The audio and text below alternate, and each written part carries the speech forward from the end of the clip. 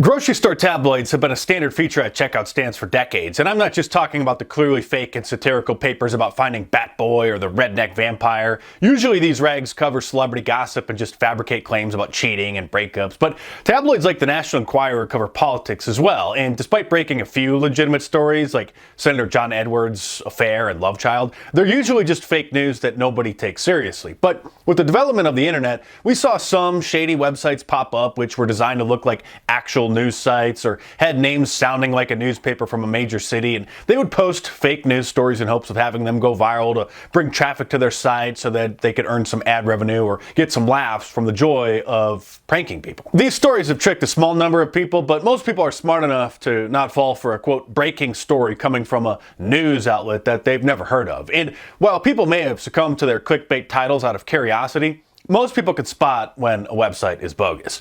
Many of these supposed fake news articles that went viral during the 2016 election weren't really fakes, but were just satire that some people thought were real after only reading the headline or the first few sentences in the stories. Before the Russians got blamed for the fake news being shared on social media, it was teenagers in Macedonia. Remember that? A country in southeastern Europe that was once part of communist Yugoslavia. Mainstream media began writing stories about the Macedonian teenagers who were allegedly making thousands of dollars a month from writing fake news about Hillary Clinton in the run-up to the election. Macedonia was said to be the home of various pro-Trump websites which were allegedly cashing in on writing fake news about things like Hillary Clinton's supposed imminent criminal indictment. And while a small group of friends with a misguided entrepreneurial spirit in Macedonia might have registered a bunch of domain names, wrote some fake news stories that got shared on Facebook and made them some money, no credible expert claimed that this amounted to anything more than one of a million internet scams run by people trying to make a quick buck. A few fake news websites the media focused on after the 2016 election were nationalreport.net and the Denver Guardian, both run by the same guy who found a niche on the internet by writing fake news stories which relied on people sharing them through social media.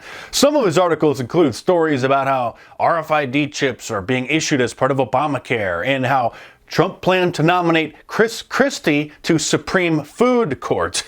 Most of them clearly jokes and not fake news in any sense of the word, but a few of them were, like the one titled FBI agent suspected in Hillary email leaks found dead in apparent murder-suicide, which was posted a few days before the election. When CBS's 60 Minutes aired a segment on their investigation into fake news, one of the examples they used was from a site called NTMY News, which had a headline, quote, "After colonoscopy reveals brain tumor, Donald Trump drops from race." It's obviously a joke about Donald Trump having his head up as you know what. So how could CBS possibly consider this fake news? This was their evidence that social media had a fake news problem. Another example they showed was from Celebricity.com, which published a story titled "Trump Caught Snorting Cocaine by Hotel Staff," which was an absurd article with no author's name mentioned and not even a date it was published. After about 3 seconds of reading into the article, anyone would have been able to tell that it was satire, not fake news. It began, quote, "The internet is buzzing today after white supremacist presidential candidate Donald Trump was caught by hotel staff snorting cocaine." It then attributes an absolutely insane quote to a maid who walked in on his room and witnessed it all that you can't help but laugh at, which says, quote, "When I walked in, I saw 3 naked prostitutes and maybe $100,000 in $100 bills and a mountain of white powder on the table. I thought there was a dog on the floor asleep, but it was his hairpiece. He was bald and sweating like crazy. I asked him where to put the food, and he asked me, did I want to take a hit? I told him no, but I'll take some of that money.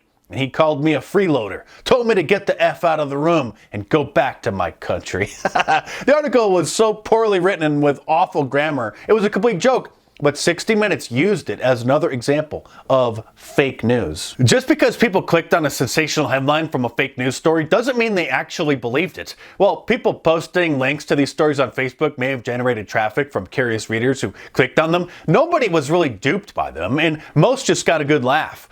Studies were conducted into fake news about the 2016 election, and yes, some of it fooled people, I guess, but it actually had no effect on how people voted. What's far more sinister than some random fake news site or even trying to spoof a real one like the abcnews.com.co or the cnn.com.de sites, which spread some fake news in the 2016 election cycle, are major mainstream media outlets that millions of people trust actually reporting fake news, because their stories get spread far and wide across social media since they come from brand name news sites like CNN or the Washington Post.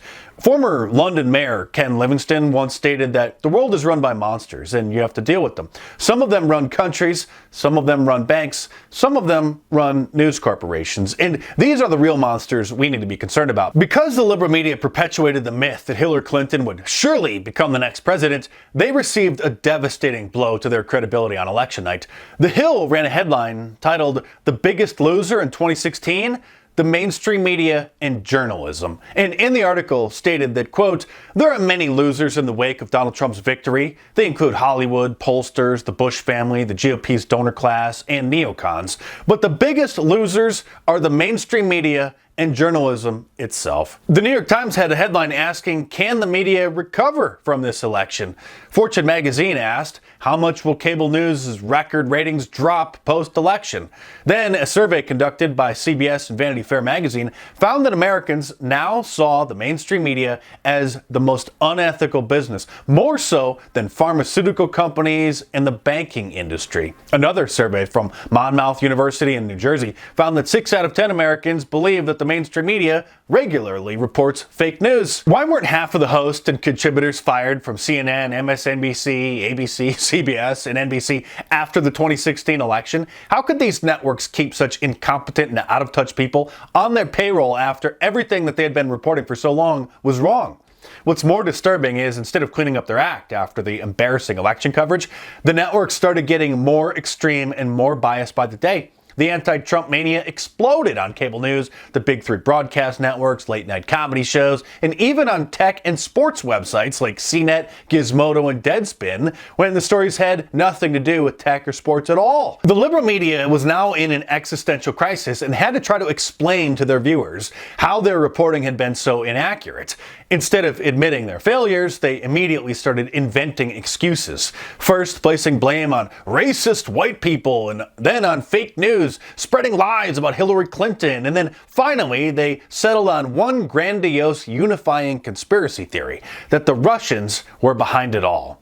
I detail the rise of real fake news in my book, The True Story of Fake News, How Mainstream Media Manipulates Millions, which you should order in paperback from Amazon.com or download the ebook from any of the major ebook stores, because if you like my serious monologues like this, you'll really love my books, because there's so much more in them that I can get into here, and they're all thoroughly documented with hundreds of footnotes, and everything's 100% verified. So head on over to Amazon.com or click the link in the description below and check them out.